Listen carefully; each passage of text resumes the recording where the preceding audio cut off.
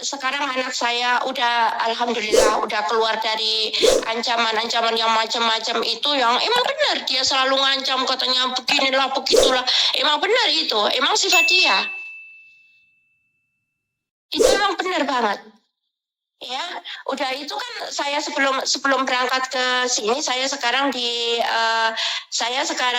Libya ya. Dia udah saya usir dari rumah saya.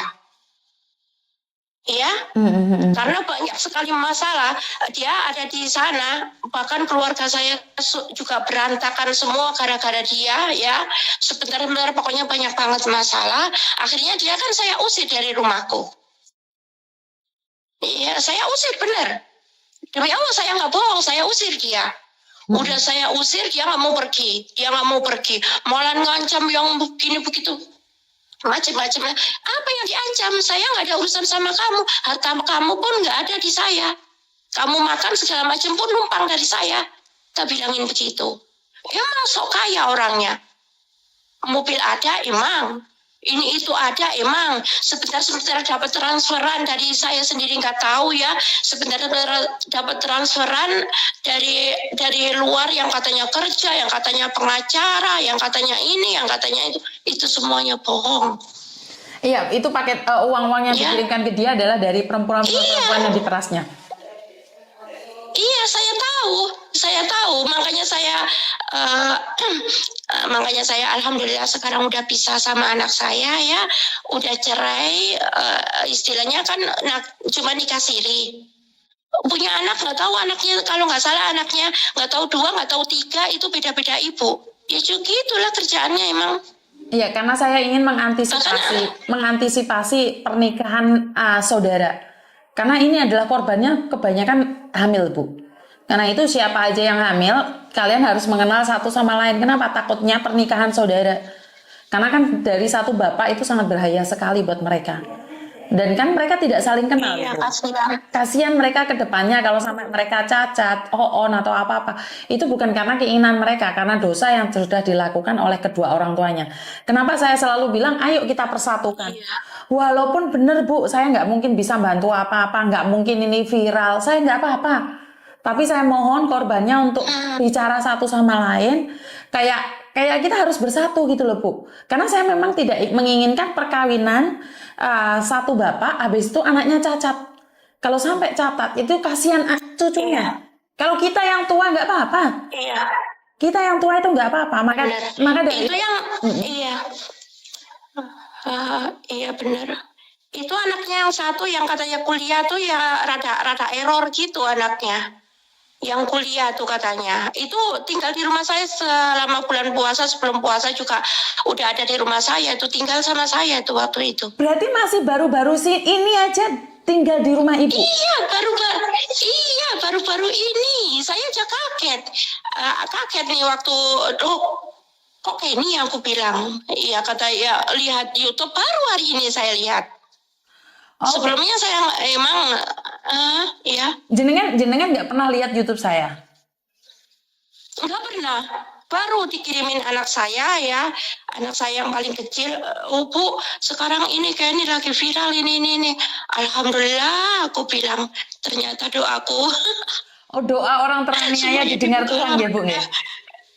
Iya, insya Allah, alhamdulillah aku bilang ya, dia udah menghancurkan keluarga saya semuanya. Bahkan anak-anak saya juga kemarin banyak masalah waktu sama dia, nggak ada tentremnya hidup sama si dia. Oke, berarti jenengan tahu saya karena anakku yang ngirimin. Iya, baru hari ini saya tahu. Iya. Jadi kalau ibu ingin lebih tahu lebih jelasnya, lihat di YouTube Yuni TKW Hongkong. Iya. Korbannya si Kenif itu sudah berapa banyak ibu. Dan sekarang yang sudah ada bukti, ada saksi yang sudah bicara dengan saya adalah 10 orang. Jadi saya masih nunggu bukti-bukti yang lain. Kalau ibu tidak keberatan, boleh nggak minta nomor anaknya ibu, biar kita bicara juga jadikan saksi. Ini yang Indonesia kan cuma anak ibu. Karena di dalam semua itu biar mereka berbicara satu sama lain. enggak begini ya masalahnya ya maaf Nggak apa-apa, sekali nggak ya. apa-apa. Takutnya enggak maaf sekali anak saya ini sekarang juga udah punya keluarga lagi ya. Oke. Udah apa namanya udah biarinlah masa lalu, cuman saya mau membuktikan. Dia kan bilang punya sepah katanya di Tretes ya. Betul. Nah itu sama anak saya, buka sepah sama anak saya, cuman dia nggak mau kerja, yang kerja cuman anak saya dan sama adik-adiknya, itu aja. Oke, matur numbah nuwun. Kalau emang bukti yang macam-macam yang di Terawas, yang di Tretes, yang di hotel-hotel ini saya tahu semuanya. Oke. Iya, karena sekarang dia kan udah keluar dari rumah saya, udah alhamdulillah ya, bisa keluar dari rumah saya, itu juga udah bersyukur banget. Nah, yang masalah orang-orang itu saya cuman kasihan, jangan sampai ada korban lagi, gitu aja. Pesan yang Soalnya jangan dianya sampai ada orangnya korban bener. lagi.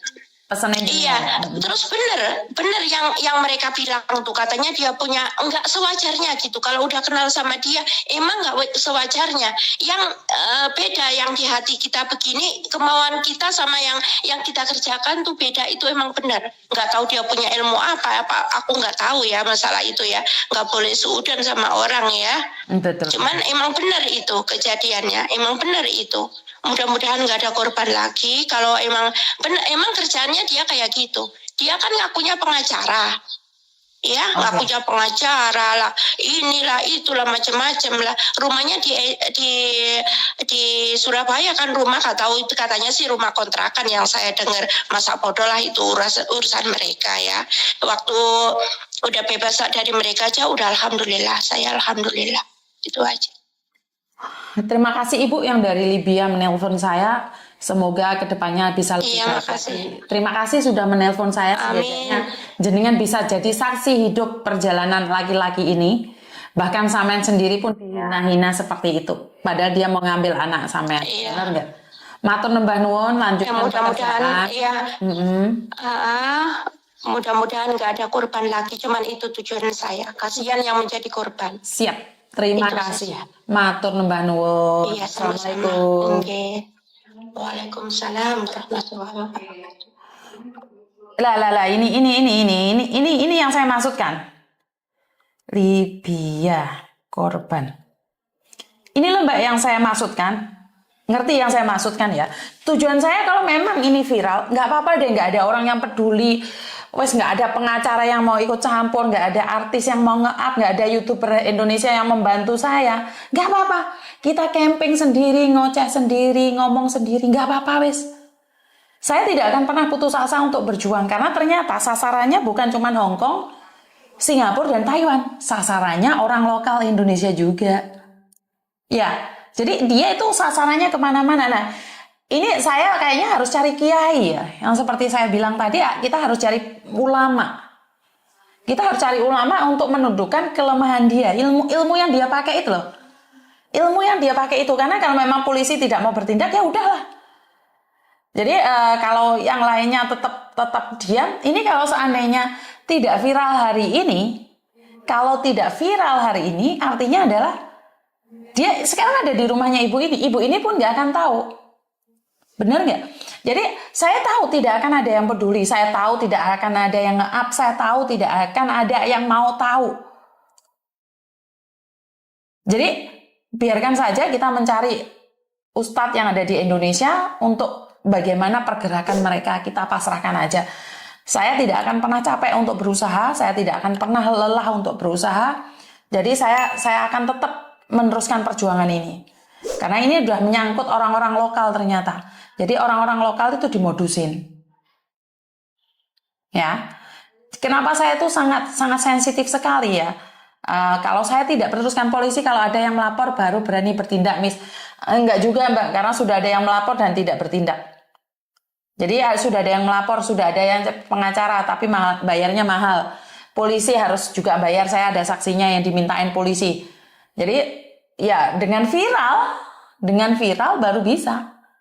Kalau ketangkep tidak dikebiri Ainis, ya itu kita serahkan pada Tuhan. Dia punya ilmu pelet kayaknya, iya mungkin Mbak. Jadi nggak apa-apa.